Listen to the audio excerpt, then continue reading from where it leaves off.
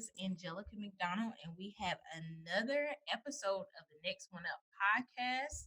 I'm super excited for today's episode because today's episode features somebody who was my neighbor growing up. She actually lived two, three houses down from me. I Yeah. grew up seeing her play, and I'm super excited to have her on because she is now the basketball coach for the women's basketball team at Hoke County High School. So thank you, LaToya Ray. Yes, How you're welcome. Thank you for having me, Angelica. I'm doing I well. I really, really appreciate you taking the time. I know you had a busy day, but I really thought that, and we actually talked about this earlier in the year before the Mhm. pandemic hit. So I'm glad to actually be able to have you on to talk. So, of course, let's start from the beginning. When Okay. did you start your sports journey? It was around 89, maybe 80, 88, 89. Now, how old were you? No, I'm sorry.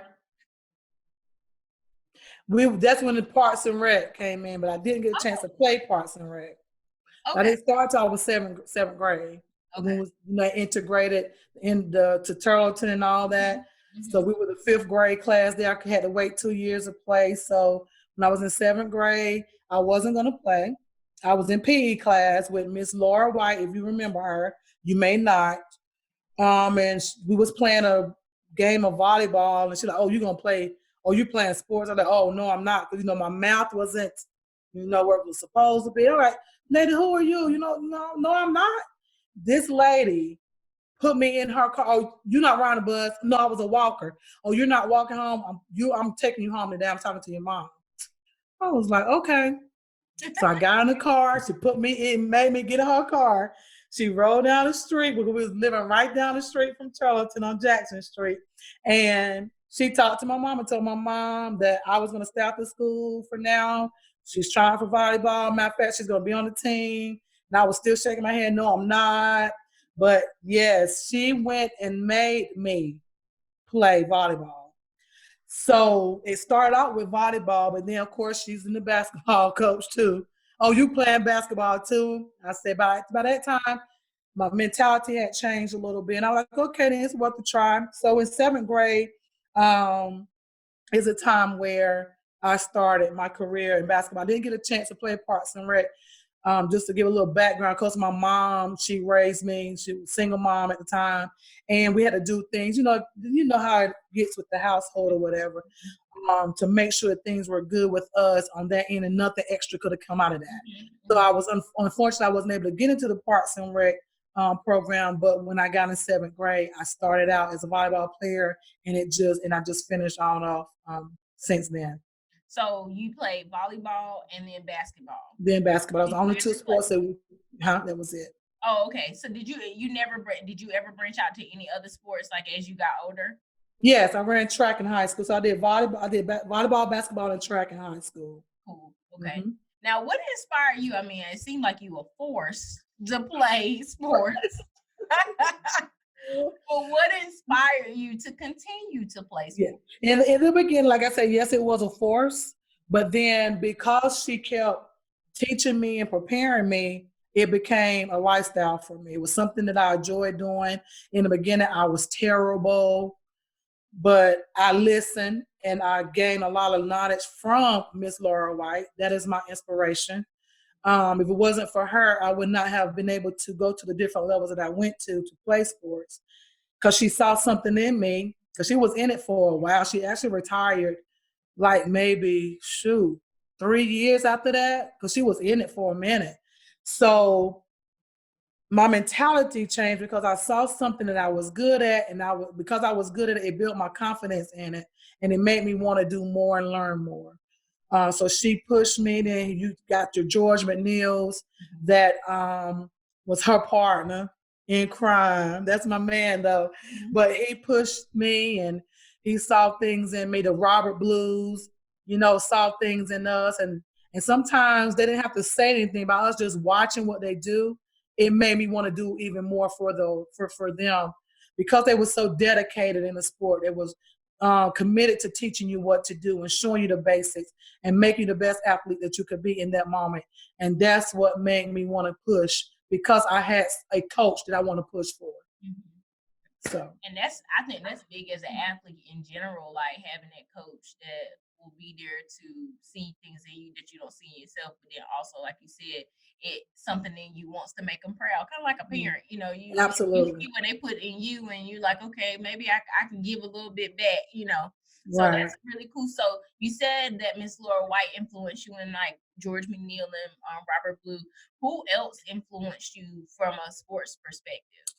Let's talk about the Faye Peterkins. Let's talk about the Janelle Davises, the Gloria McFadder's, the Erica Leggett's, the Terrell McIntyres, the Kendrick Smiths, the Rodney Easterlins, the Sean McDuffies. Oh I wow. mean, I can go on and on and on about people that, and like on the professional end, Dennis Rodman was Dennis people. Rodman. Yes.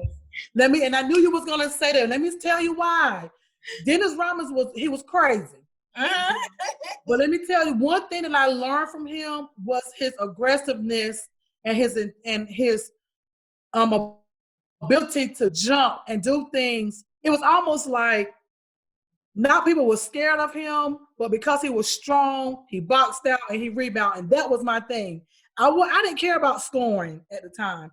It was just let me get this rebound, get to Erica, get to Yolanda, get to Chris, get to somebody, because that was his job. At that time, I felt like that was my job. That's what I needed to do. But I just watched his game and how aggressive he was and how actually he really was a very smart player. He made everybody else around him play. I agree. Like they build on his craziness. Like they fed off of that. Like if he was down, you might as well forget about it. Everybody else's game was off. But when he was up and he was doing his thing, everybody fed off his energy, and that's what I liked about him. But of course, you had the Michael Jordans and watching them now, the Florence Griffin Juniors and the Jackie Jonas. Those were my girls in track. I didn't really have any influencers in volleyball because in the time, hey, I was just out there ready to play, and just get it. But as far as basketball and volleyball, just athletes, period, the George Franks, oh my gosh. I mean, Eric Manners is younger than me. But because I watched him and how he trained and did the things that he did, that helped me as a coach, watching a player like that. So it's just, I can go on with some younger players out there that can kind of, that is been an influencer on me as a coach. And they may be young, but it doesn't matter, you know, because I look at them and I say, now that is somebody that's going to go somewhere and do something. Now I want to pour into that person, but how can what do they have that I need to put into my players? That may not be at that level right now. And shoot, God, who else can I go on and on about?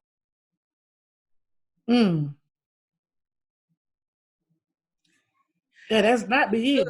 Look, now I'm about to have to write, make sure I write these names down so I can reach out to them to, get their stories. Because Yes, and I can send them to you. I'll yeah, be glad to like send them to you. I mean, these names are some of these names, of course, I've heard, and some I haven't. And it's just interesting because there's so many names that we don't talk about, Right. mention.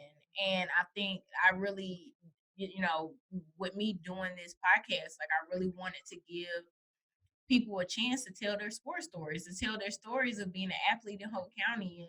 And Absolutely. which is, I mean, I remember you and my cousin Demetria playing like back in the day, and Yes. and y'all was some bad girls. Yes. Y'all was bad. My girl, yes, And I just remember growing up and seeing y'all, and like it was certain people that popped up in my head as to who I wanted to reach out to for this, and you were like definitely one of the first people I thought of. Yes. Just Wow. because like one, we're close proximity, like we're basically like family, but Right. also I feel like you have a really great story. So you started playing in middle school, you played in high school. What happened after? Like, let's talk about high school. Playing in high school, who was your coach?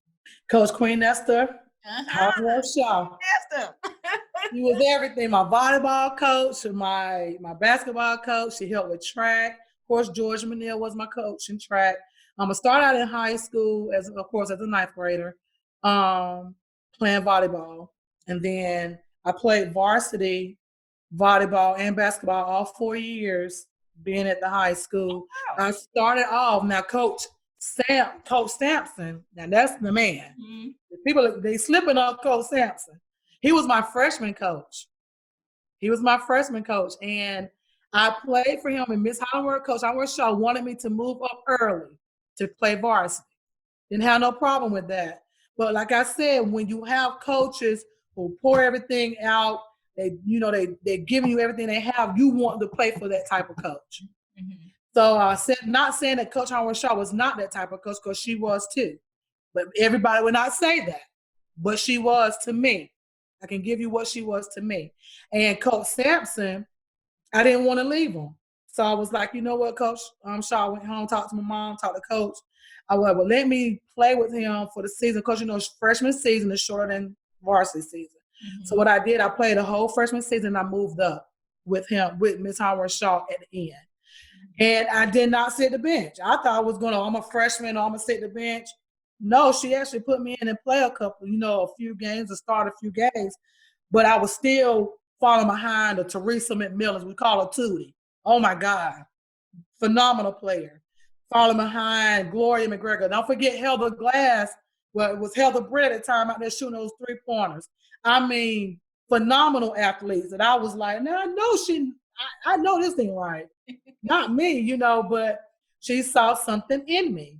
She saw something in me, and we worked hard. And for all the years I was in high school, I played varsity, and I moved on, of course, to track. Was all conference in every sport from a freshman. And that was in track. And that was like, wow, I was the 110 hurdle runner, the anchor of the 4x1. I did the 4x4 and the 4x2. We're talking about the Yolanda McGregor, used to call her Rooster. Man, I used to love to run with her. Christy Wiles, who's now Christy McIntyre, used to love to run with these girls. The Sabrina, God, what's Sabrina's last name? Calders, I think that was her name. It was just so amazing. And I think most of them, because the experience with my high school years, it was the relationships that I built with those girls. And it was just amazing. And then the Coach Shaw was hard. She was hard. She was on us. She was pushing us. And I really feel she gave us everything that she had to give us for us to become the athletes that we were. Could have been more done. Now that I'm looking back, could more have been done? Sure. But it's still up to the athlete to put in the work and do what they have to do. So fortunately, going into my junior year, Erica Leggett, who was the bomb, one of the top point guards out of Hoke County, was my point guard. I always call her my point guard, because me and her was the duo.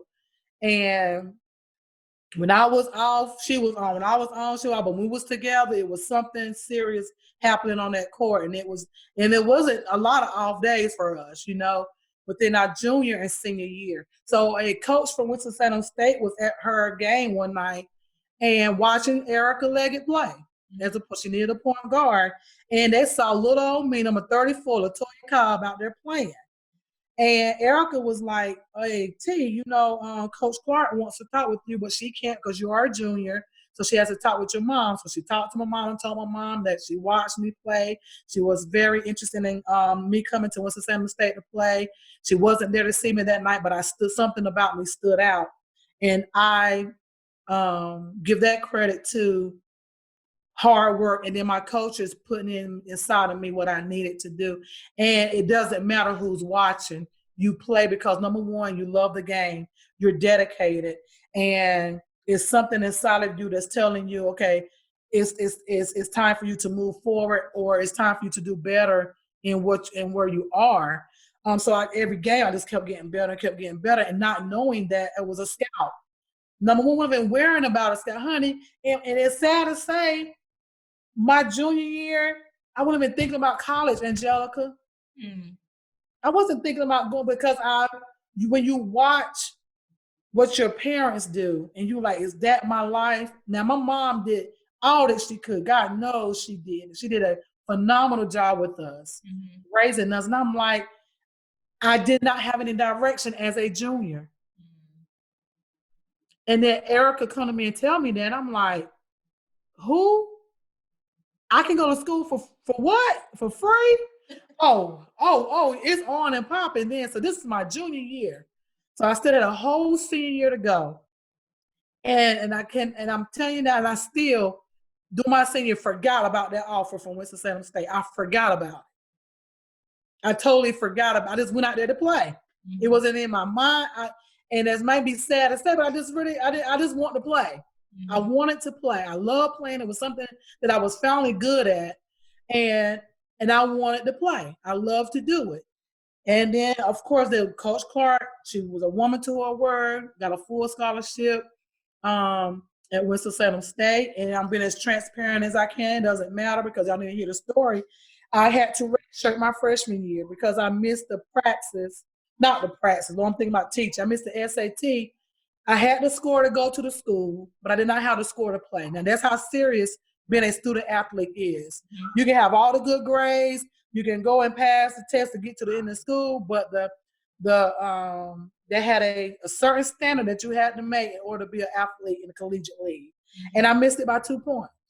Oh, wow. You know, and I was heartbroken. When I say I was heartbroken, it broke my heart. So I had to, what they call Prop 48, I redshirted that freshman year and went on to college, got my education. My freshman year, of course, been a first time being away from home. You at Winston-Salem State. Now you already know. There was a lot of self-discipline that had to take place. And was I so good at it? No, I wasn't. But I was still determined. There was nothing going to stop me from being on that court my sophomore year. Did I do things right all the time? No, I did not. Did I fall short? Yes, I did all the time. And got to the point where I got called in the office. Coach said, look, we got you here. You're redshirted. I'm looking at your grades. And you're about to be on suspension. I said, for what? I was going to class, You're about to be academically suspended. And when she said that, and I thought about what my mama had to go through to get me here, that's all she had to tell me. I started busting my tail, doing the things I needed to do academically. Forget working out. But I had to, listen now, I still had to get up 5:30 in the morning so we could be able to track at 6 to run. We had to run a mile in a certain amount every day. And I still had to be in the weight room. All of this and not get on the court to play. Did not mumble, didn't complain because I knew what the end was going to be like that for me. Okay? So I did all that. I did what I had to do to get going. One of my homegirls on the team, her name is Sharonda Moore, outstanding. She has a daughter out here now. Her name is Shakima Bakersfield. Y'all look her up. She's going to be one of our top players. I'm telling you. So Shakima Bakersfield. She's out of Forsyth County. Her mom and I played at Winston-Salem State. Her dad got her a trainer. And she didn't want to go with the trainer by herself because, we country guys. We ain't going nowhere by ourselves. So me, I'm just going along to be that support, making sure this man ain't no creep and gonna do nothing to her. So that's why we was there. So she went to working out 3 times, 4 times, 5 times a day. 5 times a week. I was going with her. So one day he looked at me and said, why you keep coming and not participating? I'm like, first of all, my mama can't afford you. Secondly, I don't know, I'm here just for my girl. He said, no, next time you come, you put your clothes on. Don't worry about no money. You come out here. So Mariah, I'm still not playing. I'm still in academic probation until the end of the semester, which my grades were coming up. So I went to a personal trainer without even being able to touch the ball in the game. And that's some of the difference that we're dealing with now. I knew that I wasn't going to be able to play, but I also knew that there was a level that I needed to get to, and this guy was going to get me there. And so I started working out with him. And here comes sophomore year. My grades are up. I made the dean's list. That's how hard I had to work. I was on the dean's list. The next semester, here come what we call midnight madness. So me, Erica, matter of fact, and remember Erica Leggett, me and her was at the same school with Salem State. I went with her to play. There go me and my point guard. So we want to go the night before Midnight Madness, and let's play pickup. With pickup, people don't know pickup game. You just go and just play. You call your own fouls, you call your own rules. So we out there playing pickup. I done had a good workout. My body was getting stronger. I was still My goal in high school was to touch the rim. I ended up touching the bottom of the rim by the time I left high school, but I was grabbing the rim when I went to college. That's how, and I was not the tall. I was 5'7", but when I got my strength built up to the point when I was able to grab one of the side rims in our little gym, it was a Southern State. And I was like, oh, I'm doing something. That's how I was working hard. I was getting my body right. And here we go, I'm playing pickup. And we kept running back to the team. We was on one team. We would split our teams up to play. And we won one, they won one. So, oh no, we got to play again. We got to tie break this tie. So we're in the last game. They're like, no, y'all, we got to get ready. Get to go to the dorms or whatever. And now here go me. Nah, one more, y'all. We got this. So everybody said, okay, one more. So we played. The score was like, it was going, we usually go to like the 15. I want to say the score was like 13-15, or it was, yeah, like 13-15, and we was going down the court, and Erica and I was going back and forth. She passed me the ball, and I went up. For a layup. When I came down, I heard something say, and me thought it was nothing, jumped right on up. They were like, girls, slow down, get up, take your time getting up. I got on up, started walking on it. It was still painful, which was my knee. It was still painful. And I said, no, I'm all right. So I walked from the gym into my dorm room, was probably like a half a mile, from the gym. And I walked on it to the gym. And I got up that next morning, I was still hurting. And it started swelling. So, of course, they took me to our trainer, Miss E, and Miss Teresa. And I went down there to the trainer. She was like, oh, you're going to get an MRI.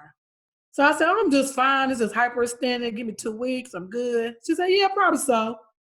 So when you're an athlete, and then you're an athlete who's on a full scholarship, they get you in like this. You got to work on no testing. And we had great doctors. I got into testing. They had my results right then. Did not give them to me. They sent me home. So I'm like, I'm good. So me, they ain't giving no results. I'm good. Honey, let me tell you, March, it was Midnight Madness, and this is when they introduce you to Winston-Salem State, Lady Rams, and the Rams, which are the guys. The gym is packed, the lights are out, the spotlights are coming, people are coming in. So we're upstairs, we're downstairs. The gym, we had to go upstairs to go to the gym. Coach Deborah Clark calls me in the office. And I was like, what's up, Coach? Me, I'm on crutches. I was on crutches because my knee we thought was hyperextended. So I'm hopping in there. We had our team meeting earlier that day. She said nothing to me. She called me in the office. She sat at her desk, and John Clark is her assistant coach. She was there, and our other assistant coach was there. And she was like, well, we got your results back. I said, okay, good. When can I get back? She said, you won't be. I said, what you mean, like, won't be for 2 weeks? She said, no, ma'am, you tore your ACL. I said, oh, what that mean? They can wrap it up and I can go do some physical therapy. We're good? She said, no, you have totally tore your ACL. Your meniscal ligaments are all gone. And you have to go into intensive reconstruction surgery. And while she's saying this, tears are rolling down her eyes as a coach. So me, I'm so be all hard. I was like, wait a minute. Now you tell me I bust my tail from couldn't play my freshman year, got an academic probation, and worked this hard to get on this team and play, and I can't play. And when I got hurt, the only thing I was worried about was, did I make the basket? Forget it. Did we win? Did I make the basket? Did it go in? That's what I said. But then sitting that lady and my coach tell me that, nope, out for the rest of the season. You got to go to surgery. The recovery. That time they didn't have like micro. It was 97. So they didn't have like a lot of micro surgery going on. So I got the scars. They had to cut my knee. But so they did a reconstruction surgery. I went through, intensive physical therapy. And like I said, that whole year I was getting myself strong. And then I did get an opportunity to play my junior year. And if I want to, you got any more questions? Want me to keep talking? Oh no, I'm keep on going. Okay. So let me scale back to go. So whoever's listening to this if you are a young athlete out there. When I first went to Winston-Salem State, of course, they take you on a visit. So I went on a visit, and when they take you on a visit and you're on a chance for a full ride, you meet the team, you go to have sections with the coach.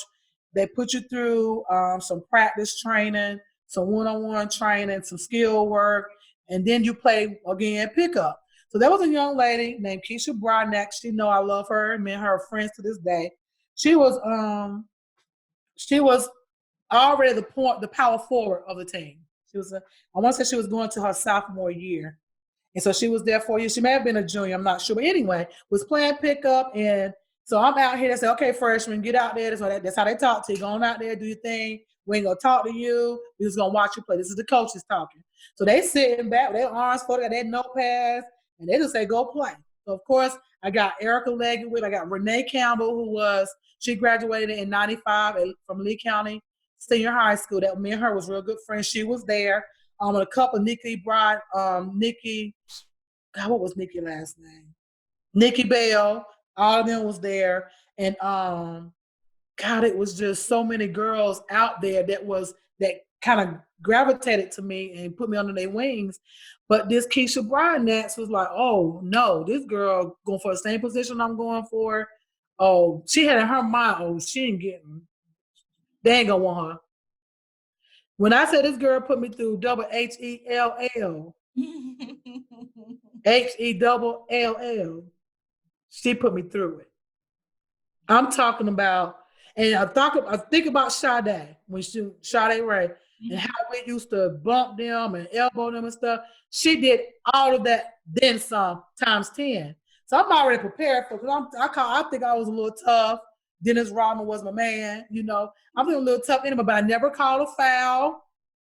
This girl had me in a headlock, trying to get me from shooting the ball, pushing me off the block for me posting up. And the coaches is saying nothing. I'm like, y'all don't see this? To myself. Didn't say it out loud because I didn't want them to feel like I was a punk. Mm-hmm. But I'm looking like, they don't see this? I said, okay. So she want to play this game.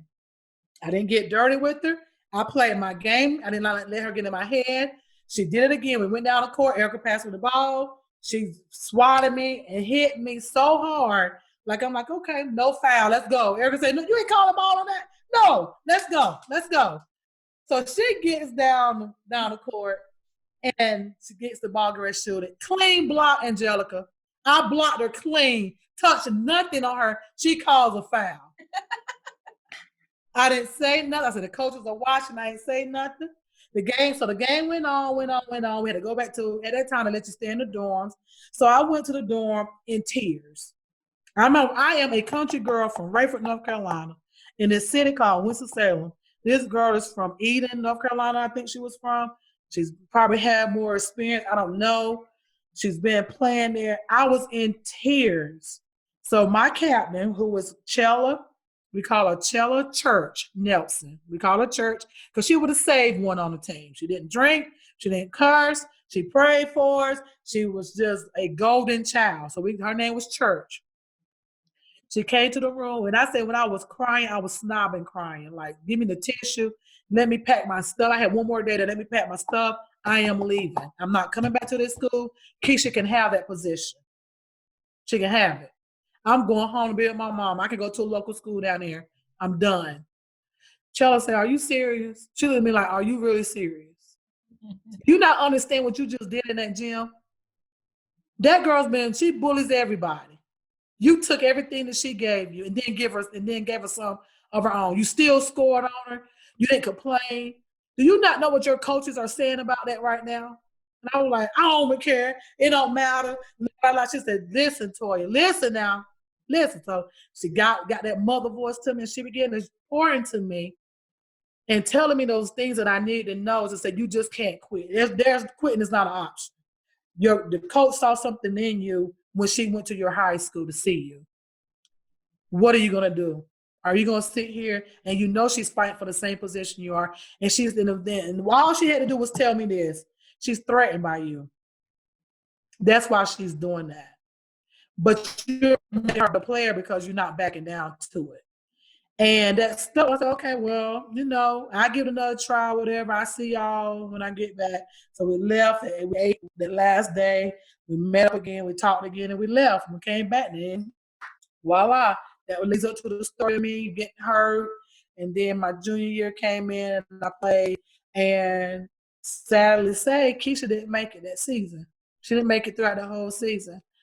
And I don't know, and I'm name dropping, but that's my girl now. I think she'll probably tell a story in her county somewhere because she was an excellent basketball player.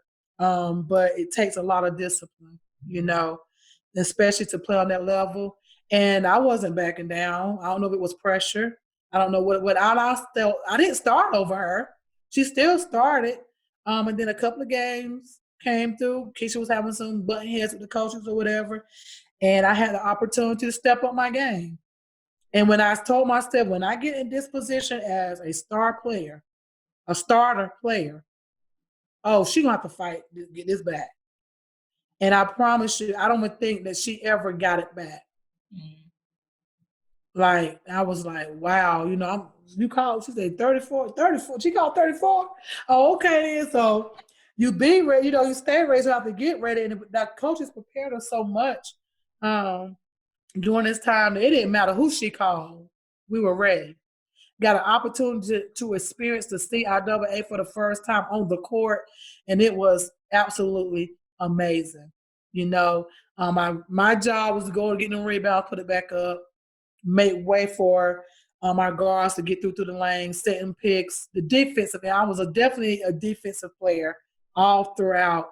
And a lot of my points came through because of defense. I wasn't a real. That makes sense why Dennis Rodman is your favorite player, because he was a big defensive player. Yes. Yeah.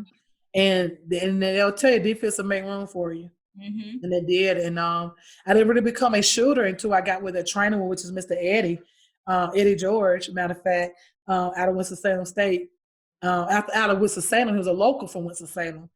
And he really got my stroke where it needed to be. So I was shooting little short jumpers and elbow shots and things like that. And it was just amazing. I really enjoyed my time. And then it all came to an end. I still thought I was a little grown and doing things that I shouldn't have been doing, and ended up getting pregnant my junior year. Season was over. I can't say I got bored or anything. I just made a wrong decision at the time.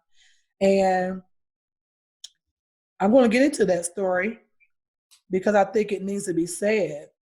And I don't even know if my son even know this or not, but I'm going to say it anyway. So, Angelica, my season, I meant to say season was not over. Found out I was pregnant the week before CIAA tournament. And not only that, I found out I was 3 months pregnant. Oh, wow. And I did everything that I could to get rid of it. And I know when I went to the clinic, the money was paid. They told me, I went in the back. Number one thing was, oh, sorry, ma'am, the doctor that's here, he cannot do this procedure. You're too far along. You have to come back next week. That was the Lord giving me another week to think about what I was doing. And at the time, I didn't see that. Nothing was going to stop me from playing basketball. Nothing. And so I'm being a little real now, and I don't mind. Yeah, nothing was going to stop me from playing ball. So I was going to get rid of my baby. Coaches didn't know yet. And then, so it gave me a week and let me go back. My aunt, Kimberly, she went to school with me too. She transferred from A&T and came to Winston-Salem, so she was there.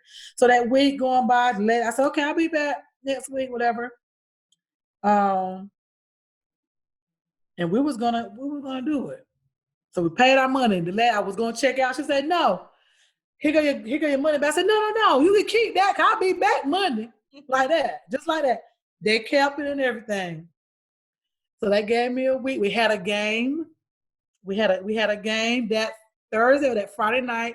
My grandmother, my mom, my grandpa, my uncles, all of them came to Winston-Salem to see us play. And that was one of the best games I ever played. And I was playing 3 months pregnant. That was our last home game. We had one more game at Fellow State, and that was the end of the season. And then we was going to CIAA tournament. So it Mhm. was actually 2 weeks before the tournament, and I was still playing, 3 months pregnant. So at that game, my mom, the gym was packed. I talked to my aunt. She was like, "Look, girl, before you go back down to that clinic, you need to talk to your mama." I said, "Can you talk to her?" Right. No, I get pregnant? That's what she said. Okay. So, and it was so crazy because I was taking my time, Angelica. I used to be the first one out to get that church's chicken, girl, and get to my dorm. When I say I was the last one out the locker room that night.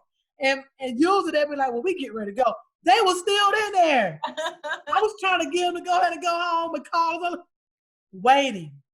So I knew I had to tell them. So here we go. We're walking in this order is my mama, is me, then grandma, then Kim. We locking arms walking out the door. And I would say, well, Mom, I got something to tell you. And she said, what is it? Everything all right? I said, yeah, but I'm pregnant. And she was about to go, no, you. And here comes Miss Olivia, my grandma. All right, Brenda, before you say anything, hold on. Remember, you had to go through the same thing. I had to go through the same thing with you. And that shut that whole thing down. And my mama embraced it and she cried. We all cried. And that was the moment when I decided, I can't do away with my baby. And I'm so glad that I did. So that was over. And now it's time for me to go tell my coach because she didn't know. Mm. And I was more scared to go tell her than I was my parents, my mom.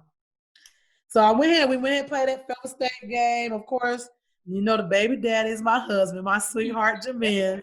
He was at the game that night. Girl, I'm falling on the floor. He already know what's going on. I'm getting rebounds. I'm doing this. He about to have a fit over there on the sideline, but it was just in me. And we got back to the campus, and I went to coach that morning, and I told her that I was pregnant and that I was going to have a baby. Can you still hear me? Yeah, I can hear you. Okay. And I was going to have a baby or whatever. And of course, she was like, well, that's a decision that you made. This is after CIAA, though. There's a decision that you made. She said, okay. And she took the decision. So I'm thinking, hey, she let old girl come back. She had her baby. So, I'm going to have my scholarship back. Didn't work that way. It was a different game. It was a different for me. And so I came home. Did not know that I wasn't getting my scholarship back until after I had Jamin's. And that was in August. I had him in August. And I'm still trying to get back in January. I knew the baby was going to be born in August. I'd come back. I said, well, Coach, I can come back. Play in January. The season just not really coming up. No, ma'am. I had my opportunity. And I ain't going to say I blew it, but I blew it. I did. I kind of blew it. But I don't regret it. Mm-hmm. I don't regret it because my son is just amazing, and he changed our lives fast because, of course, I went into a little slight depression, and I was working. I did have a job, but couldn't afford to go back to school, so I turned to other things, and then bam, pregnant again. And so I'm set with what? Wings. And here I go. Now, what went through my head, Angelica? Oh, I'm about to be a statistic. Mm-hmm. Oh, everybody just knew I wasn't going to make it out of Rayford. Oh, all these thoughts start coming to my mind. I was like, this is crazy. My grandma, again, that's what I'm telling you, I love that woman. My mom, man, it was so great. There was such a great support for me. I had the twins and had them 10 months apart from JJ. So everybody thought that they were all triplets, and some people got shunned. Our family kind of got looked upon a little different because, in the church and all this stuff. I'm not going to get into that because that's a different story. But I still had my kids. I was still with the same father of my kids. And my grandma told me, she said, you're going to finish school. She said, if I got to keep these kids myself, oh, you're gonna finish school. So that's when I transferred to Fayetteville State. And it took me, I finished at Winston-Salem in 97, and I got my degree in 2007 because I had to raise my family. Mhm. And I was working, my baby daddy, this is my husband. He was good. We was doing it together as young. Mhm. God, we was 20, 21, 20, 21. We were just getting into, the peak of our lives. And this happened. So we had to grow along with our kids.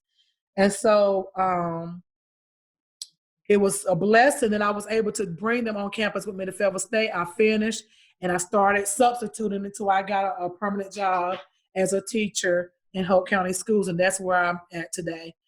In Hoke County Schools, I've been here ever since 2007, and I've been coaching ever since then. I actually thank God for Coach Howard Shaw when I was pregnant, or when I was, yeah, I was pregnant. She allowed me to come and coach for her in 97. So I actually coached at the high school for 97. Um, I keep saying 97. Yeah, it was. Yeah, no, I had the baby 99. Sorry, 99. So 99, 2000, 2001. She allowed me to come and be one of her assistant coaches. Mhm. And then they allowed me to have a team as a freshman coach. So that's when I first got my coaching experience, was through her. I came back and coached with her. And I've been coaching ever since. Now you started your coaching career with Miss Hollinger or Coach Hollinger Shaw, Uh-huh. but you went on to have your own team as well, right? Yes. Mm-hmm. Where did you when did you start that career? Because I mean, I'm imagining is you've talked a lot about your coaches and then the different lessons that they taught you and just how you always wanted to make them proud. But now you transition from player to coach. So Yes. let's talk about that experience because I know you were saying there were some things you didn't get, like your coaches gave you the best that they could give you, but then you also there were some things in your mind that you knew you wanted to do differently. So let's talk about like your coaching journey. Yeah, so my coaching journey started at West Hope Middle School. I started as an assistant coach under their previous basketball coach when I in 2007. So she coached 2007 and 2008. I came in 2009, and I was the head basketball coach. But I was actually started as the head volleyball coach in '07, but basketball coach in '09. And I was under the coach that was there before, and it was a great experience there. But seeing where I had went through with college play, even though I didn't stay there all 4 years to finish, just the experience that I had there, I knew it was more that we had to pour into our kids here at Hoke County High School. And it all started with basics. Everybody need basics. I don't care what level you on, you never stop teaching basics.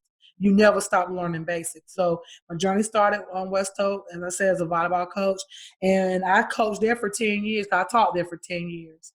And I just transferred over to the high school 3 years ago. And so that experience at the middle school was wonderful because I already had a relationship with the high school coaches Mhm. at the time. Of course, Ms. Howard Shaw was no longer the coach.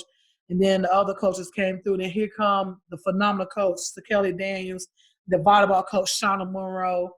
Um, I'll always ask them, okay, what do you want our girls to know when they leave high school? So I already knew what I needed to teach them. And then and bam, here I am in that position now as Mhm. the head coach of the ladies team at the high school. And so now I know what I need to tell my middle school coaches, please have these girls to do such, such, and such when Mhm. they're here. So the journey has not been easy at all. I mean, I've had some great teams, Lord have mercy.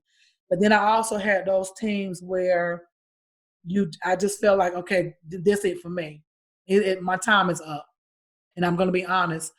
But when I look at the other things besides skills, when it came to building relationships, that was my number one goal from the beginning. I have to build a relationship with these young ladies. These young ladies are dealing with so much more than just basketball, just volleyball. So I started doing little team talks. We did journaling. We did community work. We did a lot of things that was not basketball centered, but Mm-hmm. it was life centered. And that's what I told my girl. I always tell them I'm not here just to teach you basketball. That's part of my mission. But I'm here to teach you life lessons. And you're going to have integrity. You're going to be determined. And you're going to be consistent in what you do. You're going to be a woman to your word. And that goes along with life. If I tell you to be here at a certain time, the practice starts at 4 o'clock, it starts at 4 o'clock. You got to have enough integrity or have enough determination or commitment. That's the word. Have enough commitment to say, well, shoot, friend, I got to walk across campus. I got to be on the line at 4 o'clock. I'll chat with you later. But we had to build so many of those young ladies up to that because they was just so used to just doing what they want to do. Then I'm not gonna say they didn't have any structure. They didn't have the kind of structure that I had, that I wanted them to have, and that I saw was necessary if they want to go to the next level. Mm-hmm. And so I had like different caliber of teams. I had teams who maybe 2 or 3 people had skills and everybody else was just want to be out there to play, just want to put on uniform. I also had teams that my starting five was the bomb, but just couldn't win a championship. Mm-hmm. You know, it was just all kinds of relationships and young ladies and I just also felt like I have a lot of family out there now because of the relationships that I built. And I laugh at them all the time. They laugh, oh, coach, you just followed us over here. It wasn't intentional. I had no idea that this job was going to open up. But yes, I'm here.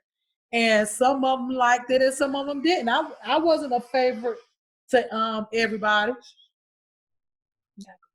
The door's too loud, baby.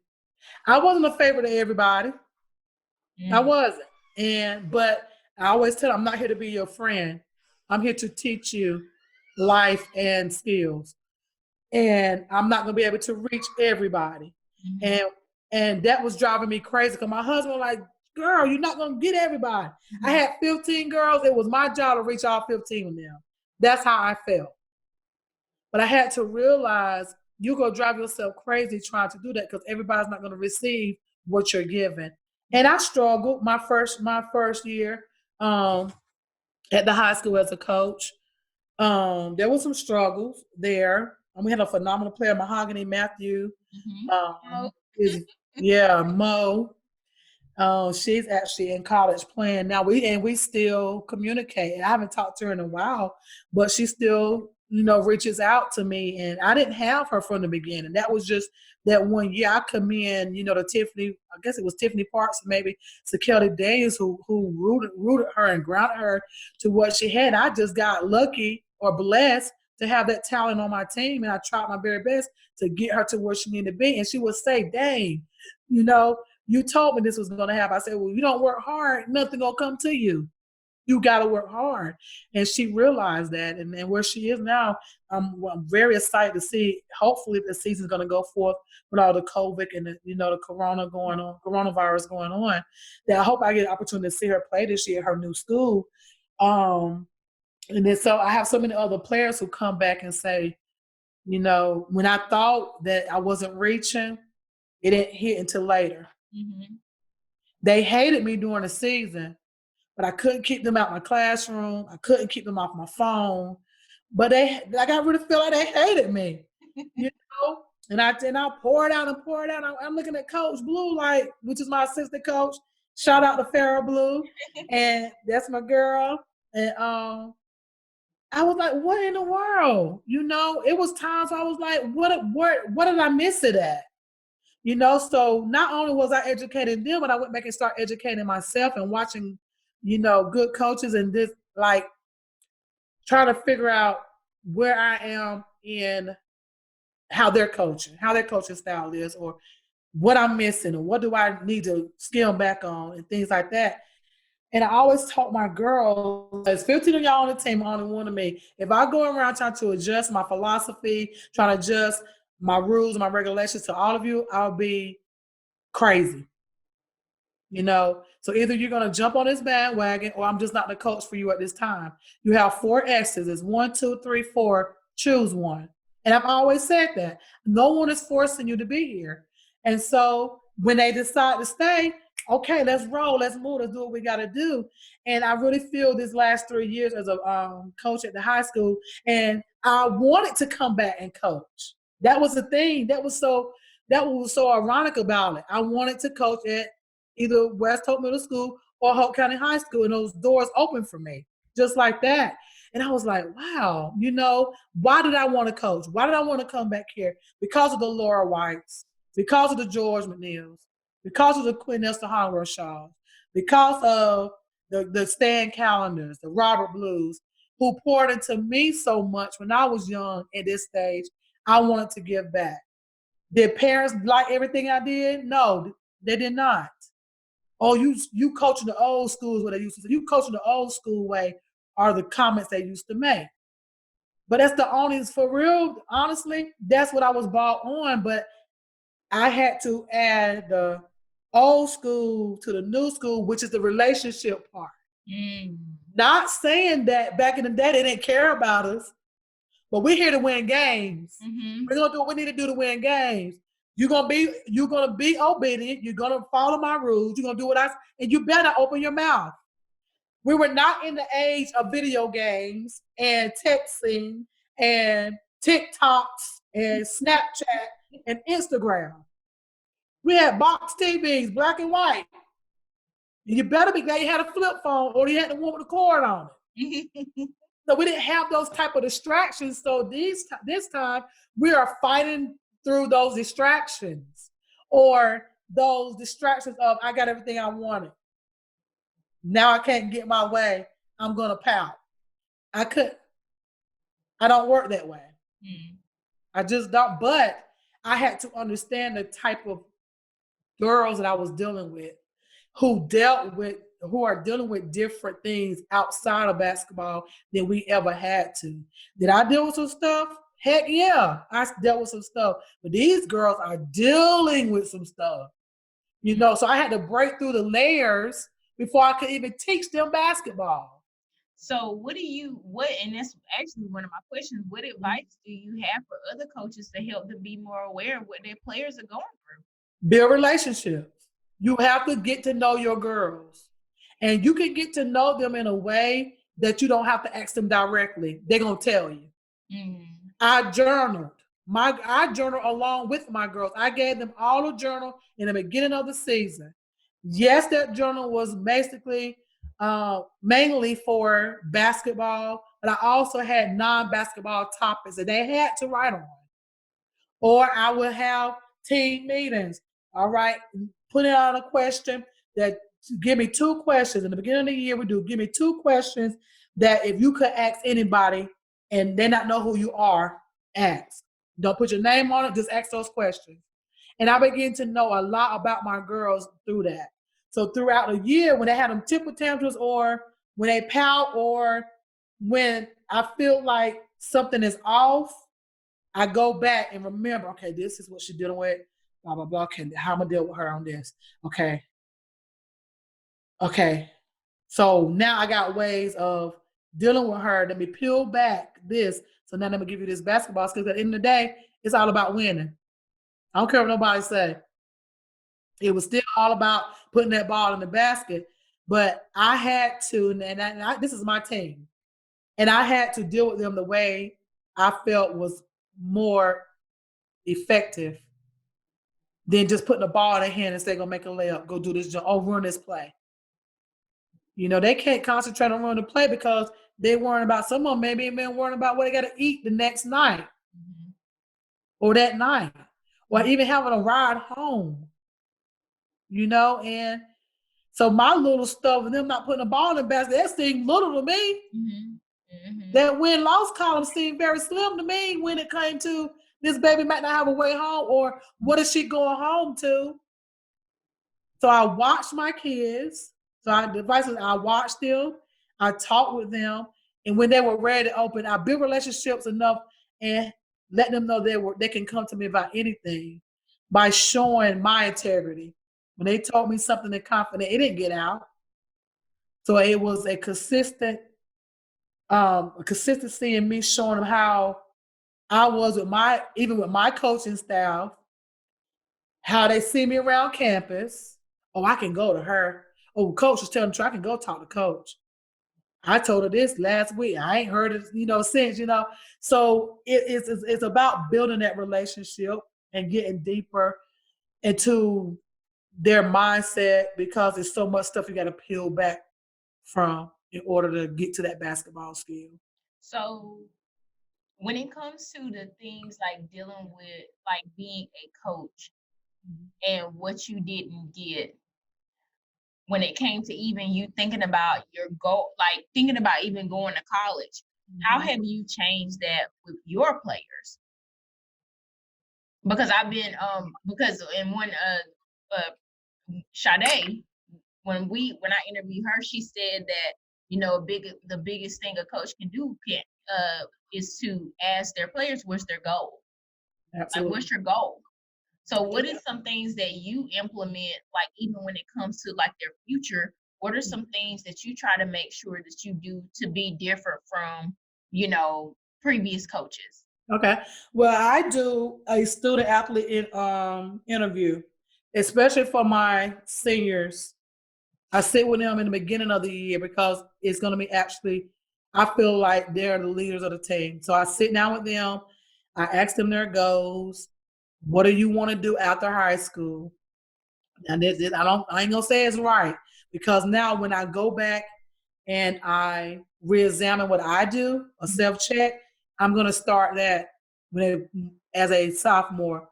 Mm-hmm. If one of my sophomores on the team, like I got a couple of girls who may be moving up for freshmen, they're gonna have that interview so that I can go ahead and cater to what they need to do and have done by the end. We have great support staff at our school, Brandon Locklear, even our athletic director, Gary Brinkman, and our athletic trainer, Derek Bridges. They're very good at, helping us out, when the girls say this is what they want to do.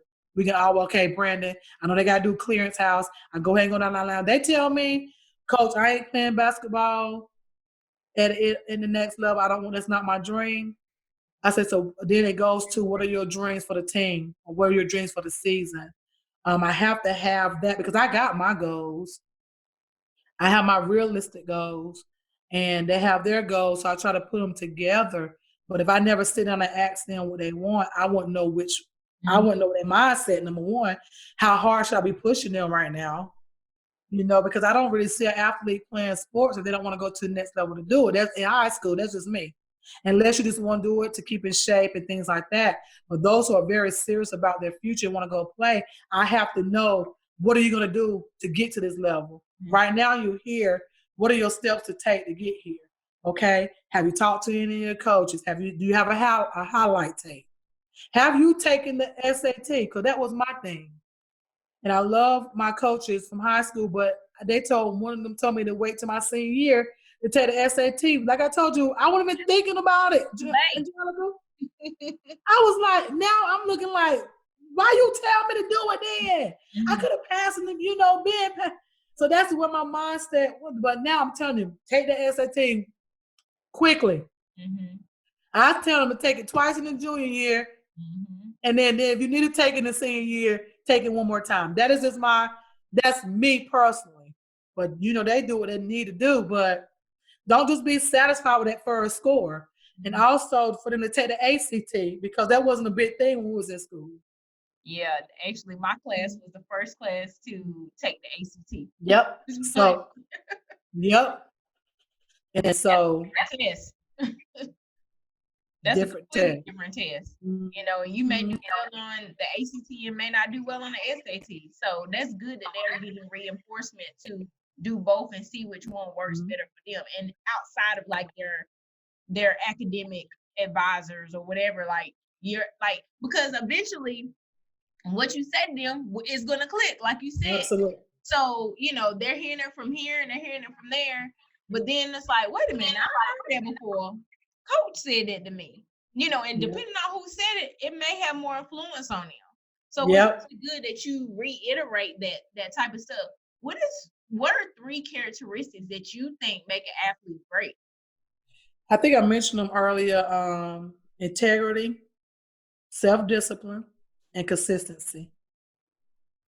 And because I got to be able to have leaders. I can't do everything as a coach. My assistant coaches can't do. It's a lot that you have to get in within those 2 hours of practice. So if I give you something to do, I got to believe that you're gonna go through this list and do it. With me monitoring you and not just standing over you. So you got to have the integrity. Even if I give you a workout over the summer, I'm going to be able to see if you worked out when you get back. So you got to have that integrity, that self-discipline, that drive and that push to be that athlete that you desire to be. Because I'm coming to you as a coach, giving you everything that I know that's going to help you to be that star athlete or that strong athlete. Consistency, you can't just start something and never finish it. And always think with the end in mind. And that comes from our Hoke County school system. I always start with the end in mind. Like, where do you want to be and what does it take for you to get there? And it's going to take consistency to get there. We can't have, if everyone on the team comes in with integrity, comes in self-discipline, that means you're going to work hard. I'm not going to have to push you all day in practice. You're going to either go do things on your own to enhance your ability and your skill. You're not just going to wait for those 2 hours. And then to be committed, or because committed is one too. That's being part of your self discipline, being committed. When you come in committed, I can work. I got one baby girl. I'm going to mention her name, Lazaria Buddy. Y'all look out for her. That baby girl is committed. Like, I don't care if it's just her in the gym over the summer, we're working out. Coach, what can I do outside of home, outside of school to get my skills up? But her confidence is what we're working on now. And she's going to be one of my leaders coming in this year, one of my returning players. But she has all of those qualities, then some. Yes, it's more qualities than what I just named, but that's ones that I look at. Like, if you coming in self-disciplined and committed and with some integrity and consistent, I can work with that. Versus being unmotivated to do something, because if you have self-discipline and committed, you're motivated. Yeah. So when you were talking about the different styles of coaching, and even like I keep hearing like Hoke County, we're some scrappers, we're tough. With what you had when you were growing up and now the difference in coaching that you have to apply, does that change the caliber of the player and our quote unquote reputation? Does that affect it? Does that mean that our players aren't as tough as they once were? Well, great question, because like I told you earlier, the LaToya Rays, when I was assistant coach, man, we can bump them girls, elbow them. We were making them tough. We was going to get it. When Hoke County walked through the door, then the team was already intimidated because they already knew that we are going to be a strong team. And it wasn't dirty play. We knew how to use our strength to get what we need to get. They were already intimidated. It means you already got advantage on that team going into the gym. Mm-hmm. And it's not that same story these days. Now, sadly to say, we're looking at the other team like, oh my God. And that is what I want to change. And that's because of the lack of confidence, self-discipline, and commitment. Most of these, like I said, they just want to put on a uniform, and it's way more than just that.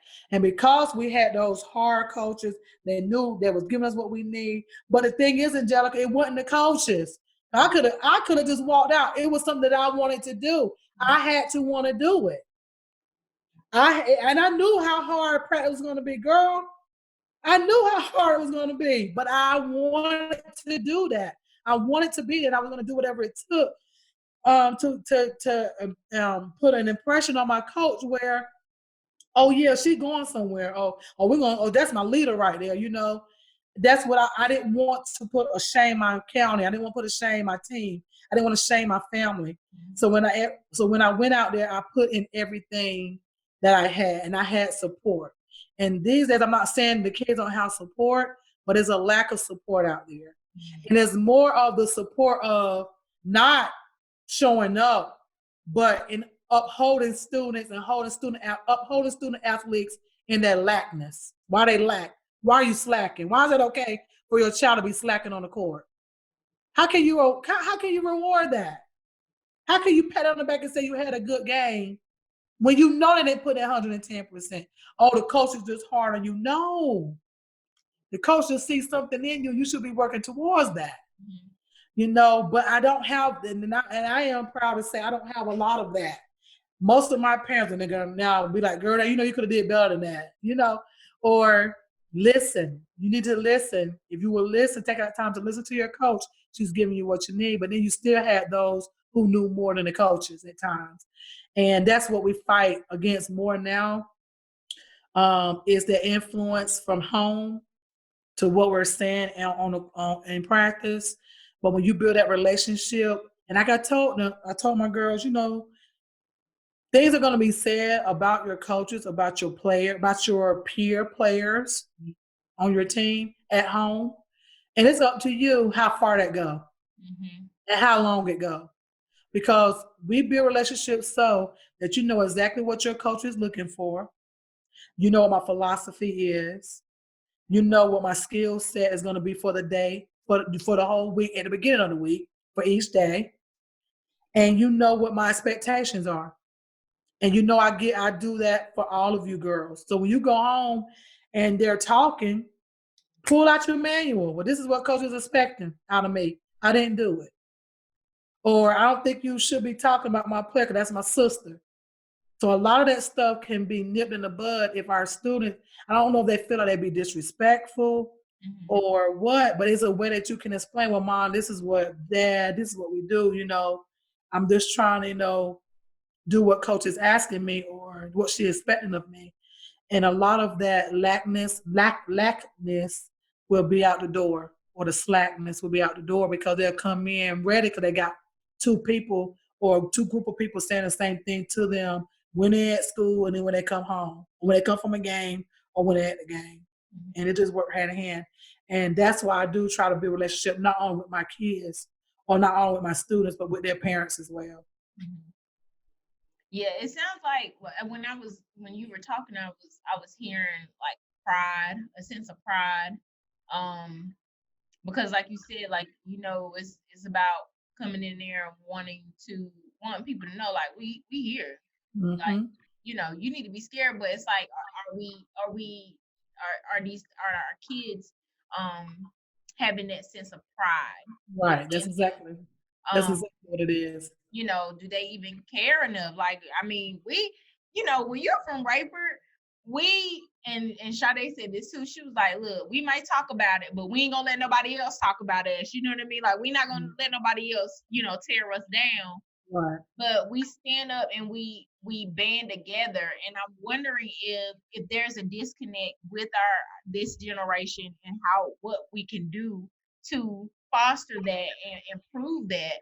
That's something that I would really love to see happen, or like some type of resolution or even just a conversation about it, because I think it plays into the kids, what they get to take away from their experience while they're here, even if they never come back. While they're here, we may say things, but at the end of the day, like I said, we're from Hoke County. You know It's what I mean? another And that's county. that's all that matters. We're proud to be from Hoke County. It's Absolutely. not nothing to be ashamed of. We have a sense of pride. So what does it mean to you to be an athlete from Hoke Wow. County? I'm back. Mm, And that's evident of what I grew up on as an athlete, not even an athlete, as a student, period. But the athlete part of the coaching were half of the reasons where I made what I made or did what I did. Because Angelica, I was that type. I ain't gonna say I was running for things, but things went on in my life where if it wasn't for sports, I don't know where I would be. mm, So I get kind of agitated when people say, "Oh, sports and all that." Quit feeding sports into these kids. What you mean? Sports saved my life. It saved my life. So I'm going to feed sports into this kid if this is something they're interested in, because it may be the only thing that they feel they're good at. Because life hits our kids so hard that even at home they may not feel like they're worth nothing. But if I can go put a ball in a basket and my coach pat me on my back, oh, that's what I'm feeding into because that's where I'm getting my positivity from. Mm-hmm. And a lot of that's what I'm saying. All the kids, they down talk Rayford, this is this Hoke County because you're allowing people to take your sense of pride out of Hoke County when you are Hoke County. Mm-hmm. It's not what the people say. You are Hoke County. I am Hoke County. Mm-hmm. Meaning whatever I put into Hoke County is what I'm going to get out of Hoke County. Mm-hmm. That's why I am back. And listen, Angelica, I'm trying to buy a house. I want to own. I want to buy a house one day, a big house. And guess where I want to put it at? Where? In Rayford. I love Hoke County. Mm-hmm.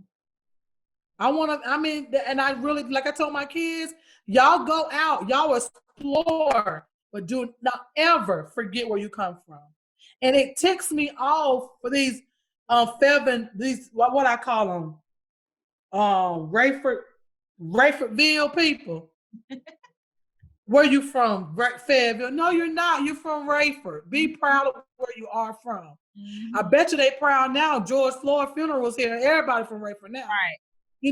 So be proud of where you're from because you make Hoke County who they are. Mm-hmm. The people. It's not the name, it's the people. Mm-hmm. And that's why I am back. That's the impact that Hoke County had on me.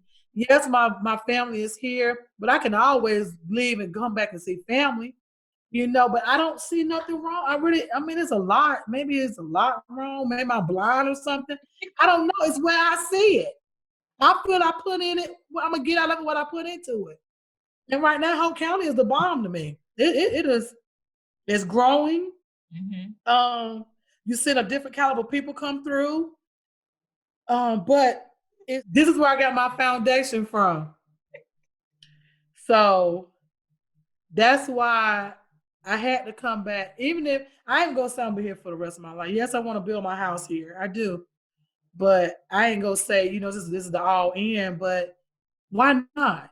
Mm-hmm. It's people like you, Angelica. It's people like Sade. It's people like God. I could name a whole. I'm thinking about the younger generation that can come at the Alan Thomases and they can just come back and pour into our county and make it what they feel like it should be because y'all been out and y'all seen so much where it could be a help to where we are now in Hoke County. Mm-hmm. But Hoke County is on the up. Mm-hmm. They're already on the up, and it was the foundation. It was those coaches and those teachers that was pushing and pouring to me. It was my mom pushing and pouring to me, and to make me feel with sports. Sports, it saved my life. It saved my life. What do you consider your best sports moment, or memory? I know it's probably a lot. You didn't disclose a whole lot. Is it good and bad? Well, whatever. I said best sports moment. You said best. What my best sports moment was?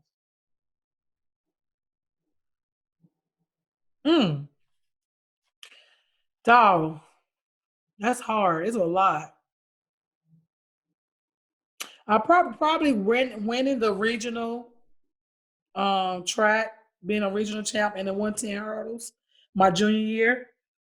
And then make it every time I made it to state, it was something special about that moment in track. And the reason why I went to track is because if you think track is an individual sport mostly, and I felt like it was something that I accomplished on my own. Not that I didn't have a team cheer me on, but I put in the work. I was self-disciplined, and nobody did this but me, And so it was more like a prideful. I was proud. It was a proud moment for me, bringing home those medals to my mom. Like, Mom, look what I did, or getting the Don Steve was a superintendent then, and getting those postcards he used to sign.